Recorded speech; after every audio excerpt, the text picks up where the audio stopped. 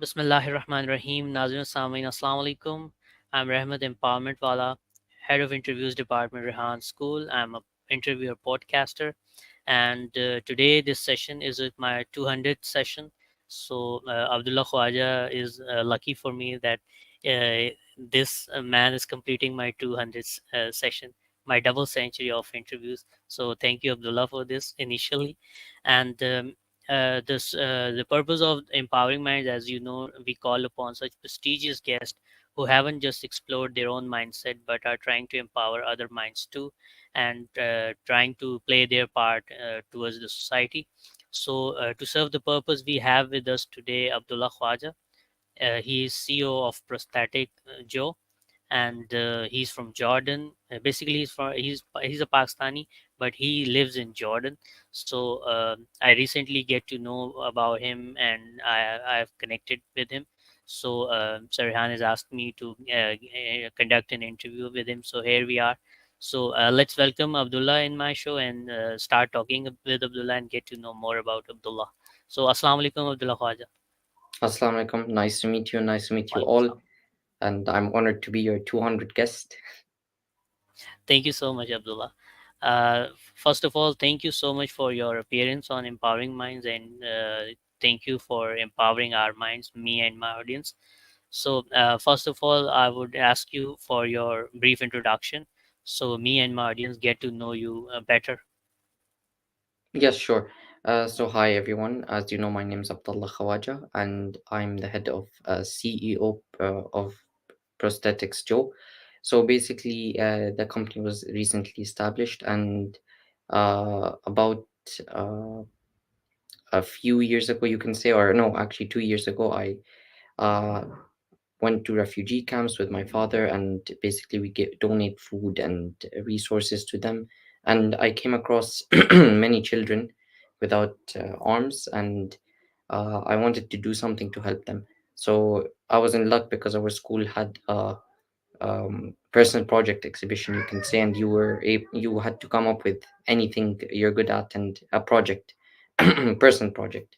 So I used the opportunity to create a prosthetic arm, and uh, what's unique is it's 3D printed and it's low cost. And at the time I was 15, 16, and now I'm 17. It took me around 1 year to make. So it was my grade 10 project, and now I'm in class 11, in the 11th grade. And I'm from Pakistan originally, but I live in Jordan. And yep, that's about it. Wonderful, Abdullah. You are doing great job, and in such a young age, you have such empathy towards humanity is really commendable. Thank you. Thank you. I hope all humans feel the way you are feeling towards humanity. So we won't have any wars, we won't have any bombings, Of course, peace is what we all want. because it is in human nature to stay in peace, right? Yes, yes, and that's what we all hope for, especially with the war going on in Palestine. Hope it gets resolved. I cannot grasp the concept that some people like wars, some people like bombing others, because in human nature, this basic instinct is to stay in peace. Exactly, yeah, and especially with what's happening in Palestine, and I live right next to the border, and uh, thankfully we have good ties with the hostile country, and we actually, if you go to some parts of Jordan, you can actually hear the bombings and see with your own eyes. I actually got to experience that when I went to a hike. You could see the bombings, and it actually connects you to their cellular network as well, and you could see the planes going and the smoke clouds, and a very scary and very disturbing scene. It is, it is. We get disturbed while watching them on television or on our mobile screen, and you have experienced and watched, so obviously that would be much Yeah. harder for you to digest. So Abdullah, tell me about your studies, right? What are your majors, and what have you been studying? So basically, I'm in class 11th now, and I'm taking business higher computer science higher, math analysis and approaches, and English A, as well as Arabic since it's mandatory, and other mandatory subjects. And um, those are my major right now is computer science, and I hope in the future I'm thinking of going in two ways, either biomechanical or computer science and business. So biomechanical because I want to further develop prosthetic arms, but in the future, inshallah, if I find something else, I would like to go into the coding field and computer science since I have tons of experience in that field as well. Wonderful. So, from the very early age, you have this interest in robotics and prosthetics. Yes, so basically, since class four, we had a robotics competition, and I was actually selected to be a part of that competition. And um, we basically got first place in the competition. And since that day Wow, on, I always interested in robotics, and I always am. I was a very curious child when I was young. I always opened phones, printers, microwaves, and see how they work and see the different types of electronics in them. And then actually 2 years ago, I completed. It took a year to complete, 6 months to complete. I completed a Harvard CS50 computer science course that taught me a lot and gave me a lot of knowledge so I can develop my prosthetic arm. Because it's not just about oh, modeling something, then go print, assemble it, and you're done. You have to do RNA, you have to research, you have to see how the human hand works. Then for the electronics, you have to code it, and it's not just simple coding because you have to link your muscle sensors with electronics and convert muscle movement into electronic movement so it can move muscles and move your servo motors and move the prosthetic arm. wonderful. You told me, you just told that CS50 you have done in 6 months. Yes, yes. That's amazing because I've heard this course is very difficult, and it takes year and year, I guess, year and a half for if you do not have the basic understanding of how. Well, I already had the basic understanding of the course material and stuff, and also I did skip a few parts on the lecture since it was the basics. And actually, I was telling my father that the course costs $200, and he had no issue paying it. So he said, "Complete it, and I'll pay it." And then at the end, when I finished the course, I got the certificate, and he looked at me and he was like, "Did you not say I needed to pay $200? How did you pay them?" I said, "No, if you achieve a 90% and above, you get the certificate for free, actually." So I got the certificate for free as well. And yeah. Wonderful, wonderful, wonderful. I've also interest in completing that course, but the reviews I've heard and watched about this course, that is it is very difficult. So I'm 35. I'm a bit my mind is a bit old, I guess. So would you recommend me that I should pursue that course also? Well, first of all, you need to have a passion for coding, and you need to have a passion for learning as well. Since without the two, I doubt that anyone could complete the course. And another thing is time management. I took the course. I actually, it said it would take around 12 months, like 10 to 12 months to complete.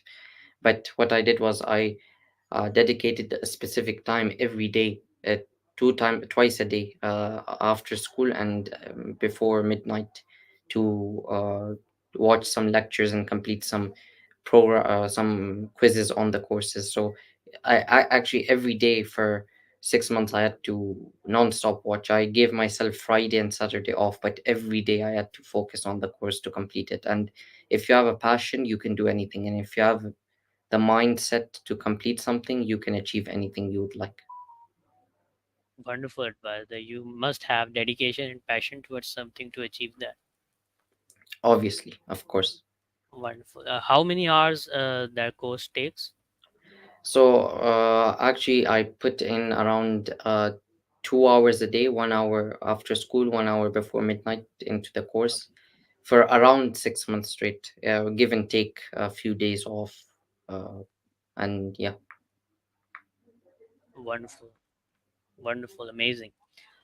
Coming back to that refugee camp visit of yours, when you first visited the refugee camp with Pakistani organization, you said, uh, how did you decide to visit that refugee camp, and how was your experience initially? So basically, the refugee camp. Can you repeat your question on how? What was your question at the end? My question was, you just said that you visited a refugee camp with a Right. Pakistani organization. So, when did you decide that you have to visit? What factors actually pursued you to visit that refugee camp of Palestine? So basically, a few years back, the charity organization came to Jordan, and my dad was put responsible to take them around and help them out. So it was during the holy month of Ramadan, and uh, we basically went to a Palestinian and the Syrian refugee camp to give them basic needs supplies for Ramadan and Eid, flour, wheat, uh, oil, all that. So then after that, I enjoyed the experience of giving. It felt good to give back to someone and to see that there are people who live below you and how you can help them out. It feels good to help them out. So after that, I started going out with my father when he used to go, and we go out every Ramadan and every Eid to give them supplies. So then one time so I went and I saw that there were people without arms and we couldn't do anything to help them because prosthetic arms cost $20,000. So I said, why not I help? And my arm costs around $550.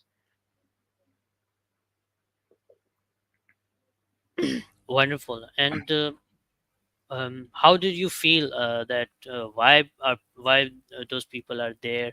Um, what made them leave their country and living in a country where they do not belong, and they are not treated the way they should? What was your feeling? So basically, obviously, I felt very sad for them, and I felt uh, very sad for them. I because they had to experience war in their countries, and many of the children were orphans because they lost their parents during the war. They lost their arms during the war, their legs, their eyes, and it was very saddening to see how they are not treated well. Because also refugees, they're given refugee status and they can't go to certain areas since the government does not want to distribute them all over, so they have to stay in one specific area, and it's a very harsh living environment. I would not wish my worst enemy upon the living conditions they live in. So by listening to you, we feel that you have a very soft heart and you have a very good heart. So when you decided that you are going to help them with prosthetic arms, so why why did you think that? How did that idea came to your mind that you can do that? So basically, as I said before, I went there, I saw how they don't have arms, and I wanted to do it. Was my mission to help them, no matter what it took. So I already had prior experience in coding and developing and 3D printing. I actually even have my own 3D printing setup and a lab, you can say, in my room, uh, Mashallah. that I have 3D printers in, and model stuff and design stuff. So I said, you know what, why not I help them, because I already have experience in this. And then I had to learn more, take another course on 3D modeling, take courses on computer science, on in medical field as well, to see how the arm works, because I had to see how I can make the joints work. And actually I wanted to see, most importantly, the wrist movement.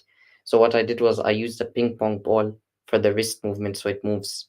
And yeah, that's how I the idea came in mind. So what you are explaining, is it sustainable? Is it long-term sustainability? What you are making and creating? So basically, yes, the 3D printing material I use is ABS plastic, which is very strong plastic compared to PLA, and it's heat resistant as well. I use heat resistant ABS, so it can't melt under the sun. It can handle like harsh conditions, and also the infill. So basically, when you 3D print something, there's a certain amount of infill you can choose. 100%, 50%, and depends on how much infill and how hollow the object is. So I use around 85% infill. That makes it, if I use 100%, it can have some weak points. If I use 80%, it makes like pillar type shapes inside. So it's really strong if you put force to it. Same thing. I got this idea because basically, uh, if you take a piece of paper and you roll it into a tube, and you try and put pressure on both ends and try and squeeze it or try and break it, it won't break. It's really hard to break, and actually, you can even stand on it and it won't break unless you hit the center. So I said, why not I use tube-like structures inside the plastic to make it durable and strong? And another thing is, obviously, it's not as good as the $20,000 prosthetic arm, but even if you were a refugee or a kid or a child with no arm, and someone gave you a model, just a plastic piece that does nothing, and it's just there like a sculpture, like it doesn't move, you would feel like you belong in the community. You feel like you're not an outcast of society, and you have an arm.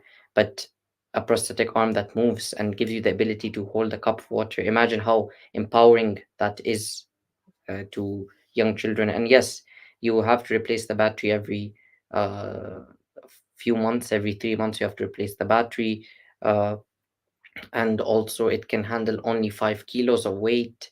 And the strings, before I made a prototype of this arm. I would love to share pictures, and I would send you pictures as well.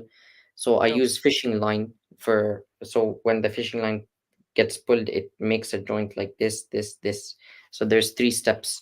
So the fishing line kept on snapping, so I upgraded to nylon, steel enforced nylon threads, which are really durable, and it's the stuff bulletproof armor is made out of.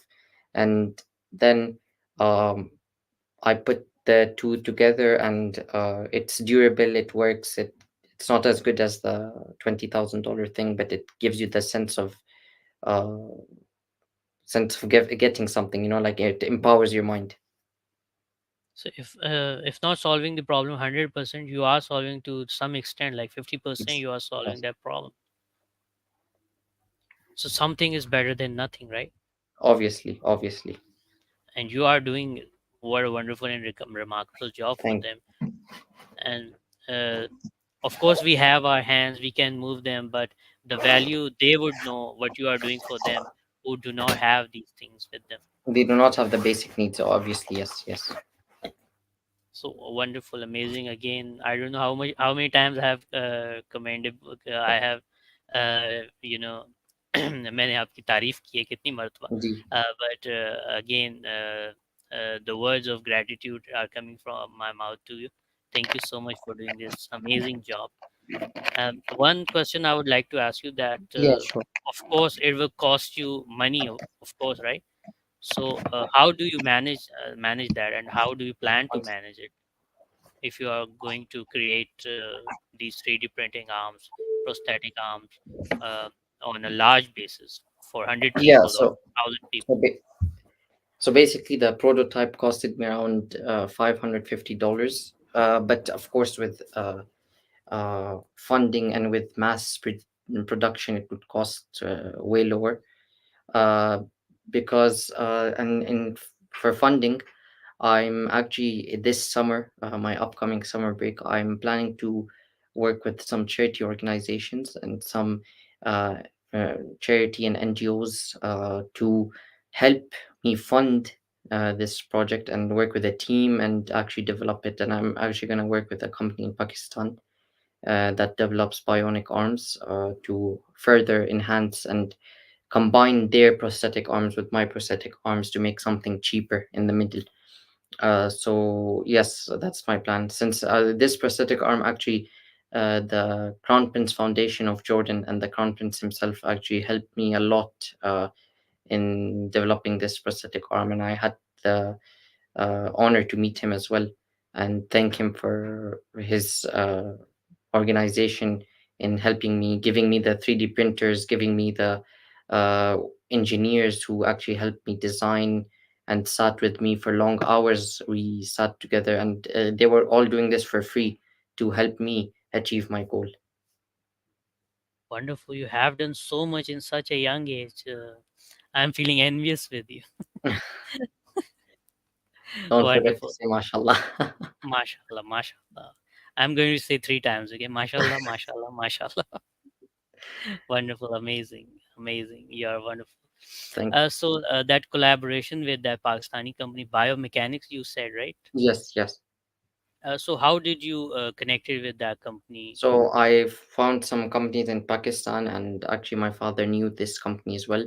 So I contacted the CEO of the company, and he was very helpful and very keen on helping me. The CEO of Bionics in Pakistan. So they're in business for up to, I think, 25 years. They've been in business, and they're developing prosthetic arms in Pakistan, and very cheap and durable prosthetic arms. I think their prosthetic arms cost around $2,000 compared to the ones you get from Germany, US, that cost 25,000. So yeah, that's how I connected. Okay.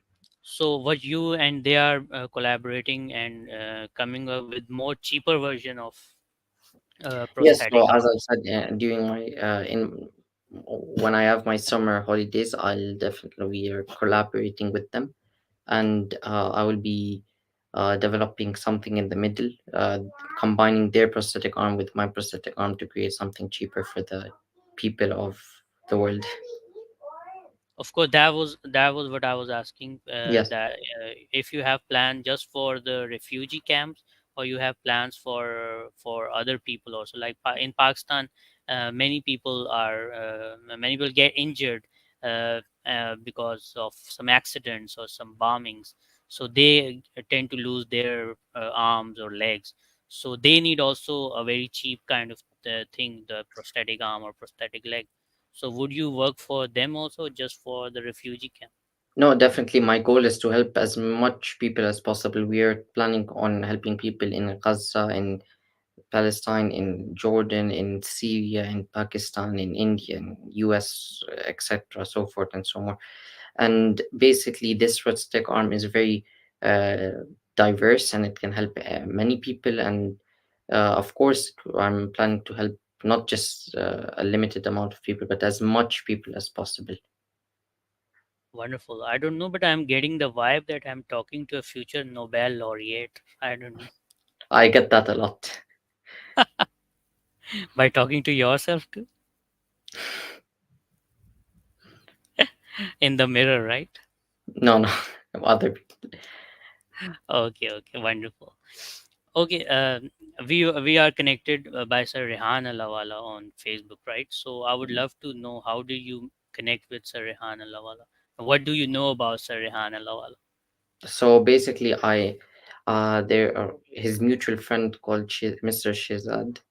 He's the head of data, I think data analysis or data development at the UNHCR, and we went for an Eid function on at the Pakistani embassy, and we got to meet him, and he described Rehan Walla, and basically told me you should connect to him.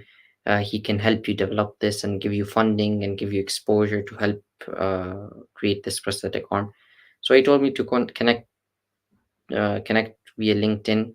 So I connected with him via LinkedIn, introduced myself, and he loved my idea and my project. So then I got to meet you through Facebook, and yeah, that's how I met. Who wouldn't love your work? I don't know any person who won't love your work, what you are doing. So Abdullah Khawaja, if I would ask, what are your plans for next 5 year, what are you going to achieve, what would you say?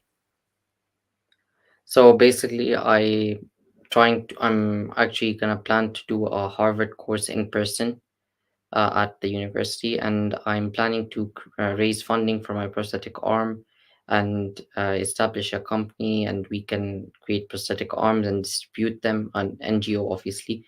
And I want to just be on top of the charity and giving organizations and help as many people as possible. That's my goal for the next 5 years, to complete courses and inshallah to get into Harvard or MIT or any of the top Ivy League universities, and to further enhance my knowledge and education and work with nonprofits and raise fundings to create prosthetic arms and go for peace. I'm all about peace and giving to the community.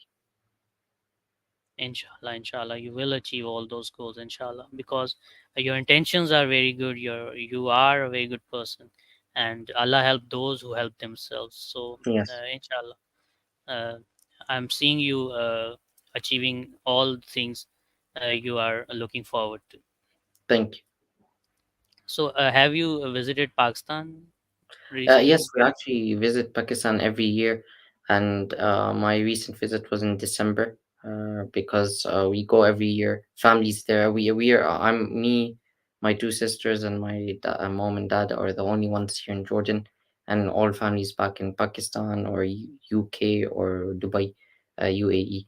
So we do visit those countries. We do visit UAE and Pakistan every year, and yes, my next visit is actually in July. In July, Wonderful. So, which city of Pakistan do you visit? Karachi, Peshawar, and Islamabad. Okay, mostly Karachi, right? Yeah, that's it. Wonderful. So, how do you see Pakistan and Jordan, if I say to compare these two countries, In what sense? in lifestyles, in technology, in hustling bustling cities, and every you Of course, you uh, experienced. of course. So basically, obviously, the population of Pakistan is around 15 times as much as Jordan.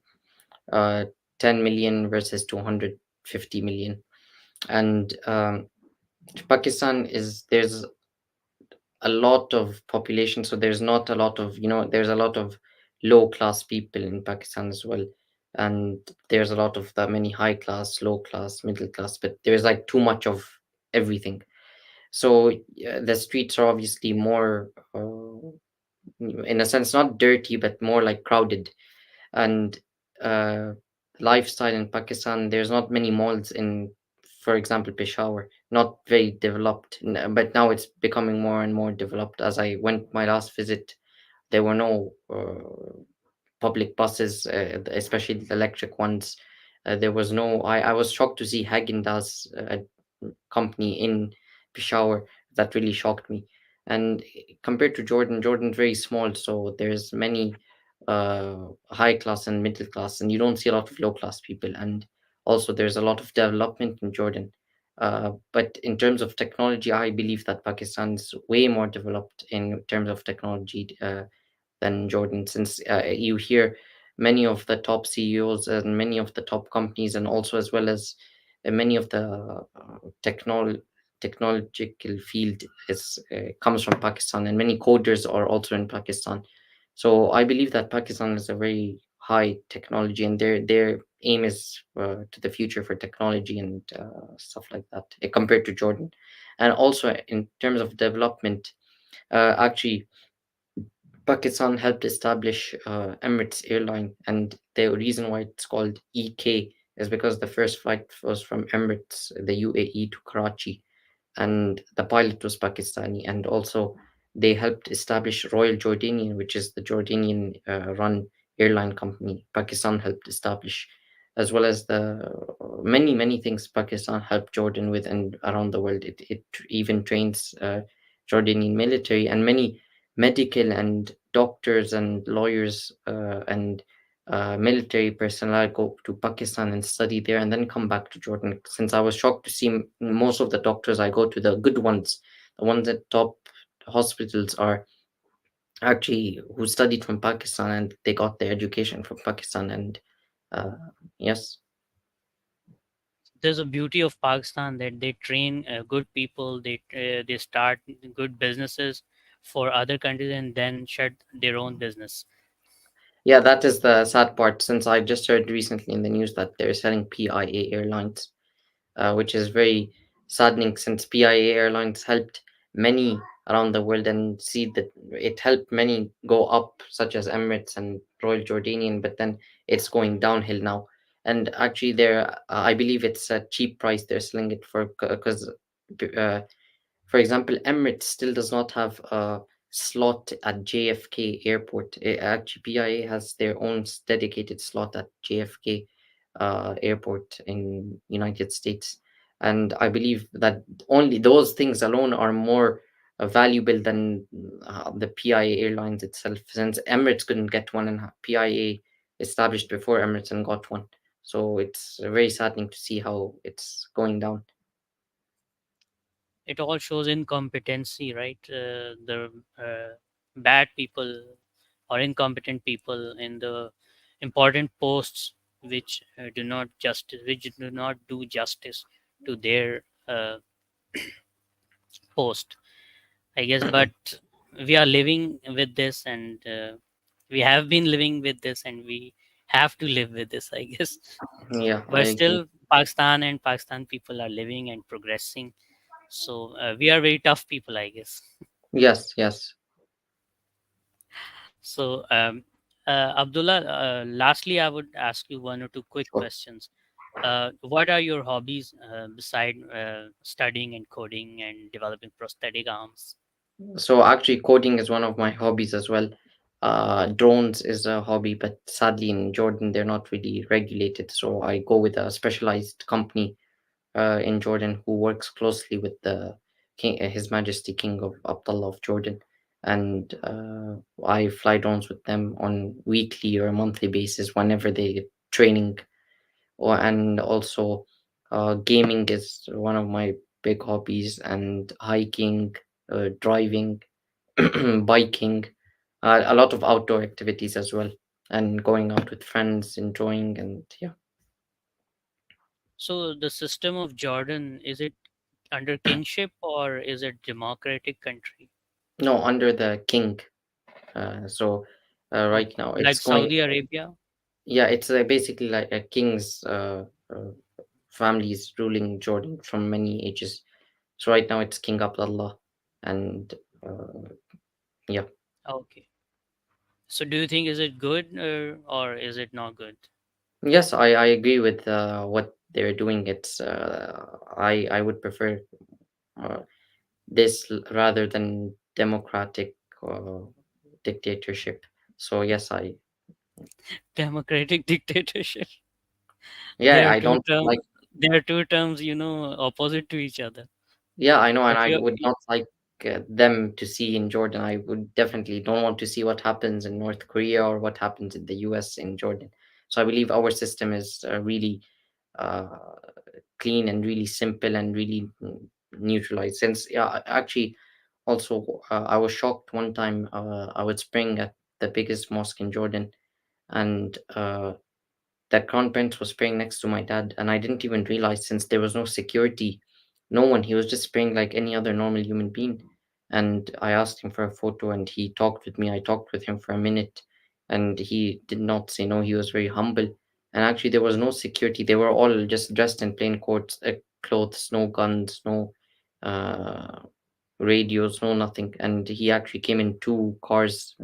And usually, when he travels or has to go somewhere, there's a huge motorcade and huge security. And I was very shocked to see how he was very under um, no security, you know.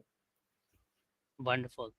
Okay, Abdullah, what's the best advice you have ever received, and what's the worst advice you have ever received?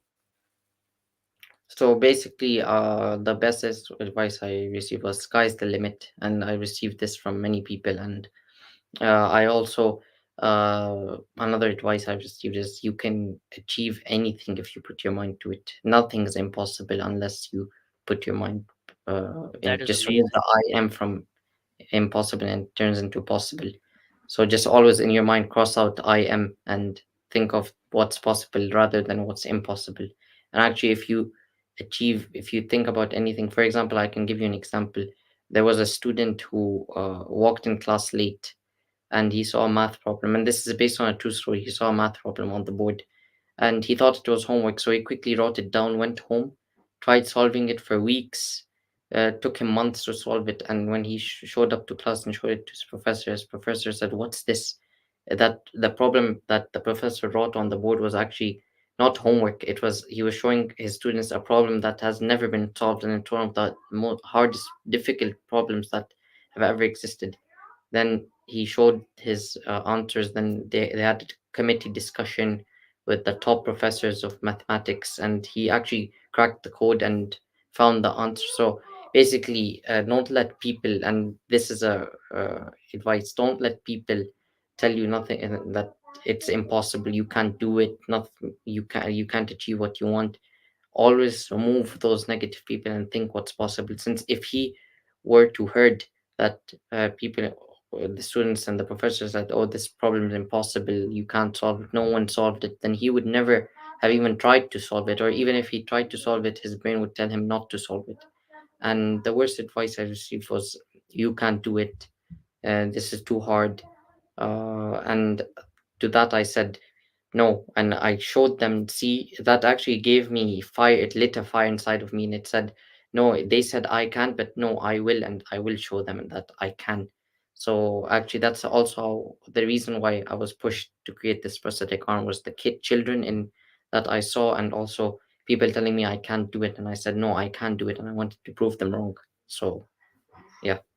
Wonderful, Abdullah Khawaja. It's been a pleasure meeting with you virtually, and interviewing you is a great pleasure and one of my best interviews. I really enjoyed it. I hope you enjoyed it too. Yes, thank you. And also, before I go, if you want to see any of my future projects, I do post about them in link on LinkedIn and on Instagram. My handle is Abdallah Khawaja one, and my upcoming projects and all of them are on there. And it was also nice meeting you, and nice meeting you all. And thank you for listening to me. And Thank you so that's it. much, Abdullah Khawaja. Thank Yeah, you so much. And I hope we stay connected. And of whenever course. you come to Karachi, I would love to meet you in person. You're so Yeah, amazing. definitely. I would love to meet you and Mr. Rehan in person. I did mention that to him, and he said you're always welcome. So hope to see you when I'm coming in. I think 2 to 3 months I'll be in Pakistan. So inshallah, I'll definitely have the time to meet you. Inshallah, inshallah. Thank you so much, Abdullah. Thank you so much. So, ladies and gentlemen, you were watching and listening to Abdullah Khwaja from Jordan. What an amazing person he is! So young, but have a vision, which is touching to the sky, I guess. So amazing person he is, and I really enjoyed the session talking to him. I hope you enjoyed the same. I'm going to see you the next time with next guest. Keep watching Empowering Minds on my Facebook, YouTube, X, and LinkedIn, Rahmat Empowerment Wala. Sleep well and keep doing amazing things. Have a good night. Bye. Allah Hafiz. Bye. Thank you, everyone. Thank you.